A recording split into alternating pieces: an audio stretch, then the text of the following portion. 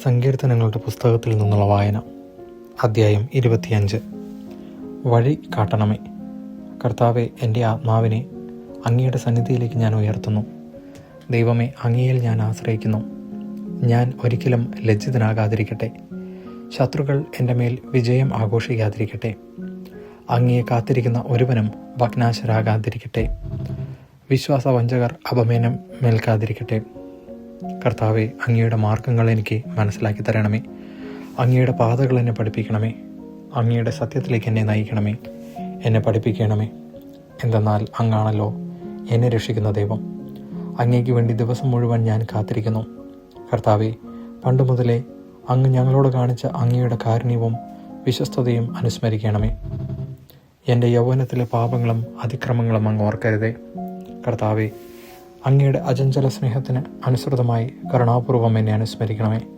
കർത്താവ് നല്ലവനും നീതിമാനുമാണ്. പാപികൾക്ക് അവിടുന്ന് നേർവഴി കാട്ടുന്നു. എളിയവരെ അവിടുന്ന് നീതിമാർഗത്തിൽ നയിക്കുന്നു. വിനീതരെ തൻ്റെ വഴി പഠിപ്പിക്കുന്നു. കർത്താവിൻ്റെ ഉടമ്പടിയും പ്രമാണങ്ങളും പാലിക്കുന്നവർക്ക് അവിടുത്തെ വഴികൾ സത്യവും സ്നേഹവുമാണ്. കർത്താവെ, അങ്ങയുടെ നാമത്തെ പ്രതി എൻ്റെ നിരവധിയായ പാപങ്ങൾ ക്ഷമിക്കണമേ. കർത്താവിനെ ഭയപ്പെടുന്നവനാരോ അവൻ തിരഞ്ഞെടുക്കേണ്ട വഴി അവിടുന്ന് കാണിച്ചു കൊടുക്കും. അവൻ ഐശ്വര്യത്തിൽ കഴിയും. അവൻ്റെ മക്കൾ ദേശം കൈവശമാക്കും. കർത്താവിൻ്റെ സൗഹൃദം അവിടുത്തെ ഭയപ്പെടുന്നവർക്കുള്ളതാണ്. അവിടുന്ന് തൻ്റെ ഉടമ്പടി അവരെ അറിയിക്കും.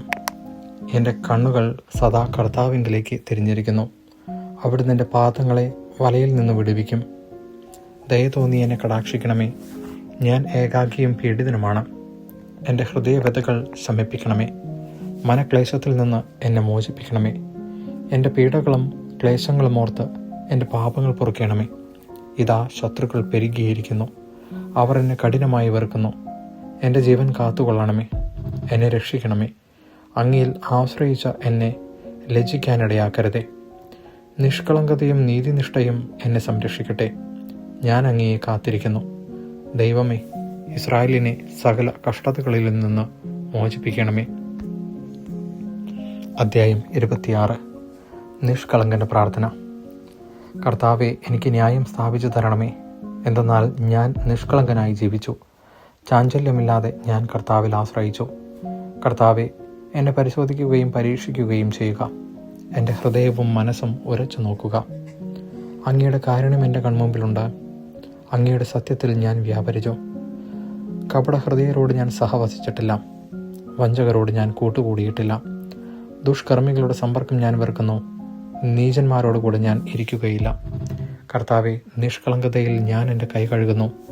ഞാൻ അങ്ങയുടെ ബലിപീഠത്തിന് പ്രദക്ഷിണം വയ്ക്കുന്നു. ഞാൻ ഉച്ചത്തിൽ കൃതജ്ഞതാസ്തോത്രം ആലപിക്കുന്നു. അവിടുത്തെ അത്ഭുതകരമായ സകല പ്രവൃത്തികളെയും ഞാൻ പ്രഘോഷിക്കുന്നു. കർത്താവെ, അങ്ങ് വസിക്കുന്ന ആലയവും അങ്ങയുടെ മഹത്വത്തിൻ്റെ ഇരിപ്പിടവും എനിക്ക് പ്രിയങ്കരമാണ്. പാപികളോടുകൂടെ എൻ്റെ ജീവനെ തൂത്തെറിയരുതേ. രക്തദാഹികളോടുകൂടെ എൻ്റെ പ്രാണനെയും. അവരുടെ കൈകളിൽ കുതന്ത്രങ്ങളാണ്. അവരുടെ വലത് കൈ കോഴ കൊണ്ട് നിറഞ്ഞിരിക്കുന്നു. ഞാനോ നിഷ്കളങ്കതയിൽ വ്യാപരിക്കുന്നു.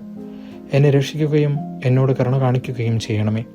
നിരപ്പായ ഭൂമിയിൽ ഞാൻ നിലയുറപ്പിച്ചിരിക്കുന്നു. മഹാസഭയിൽ ഞാൻ കർത്താവിനെ വാഴ്ത്തും. ദൈവവചനമാണ് നാം കേട്ടത്.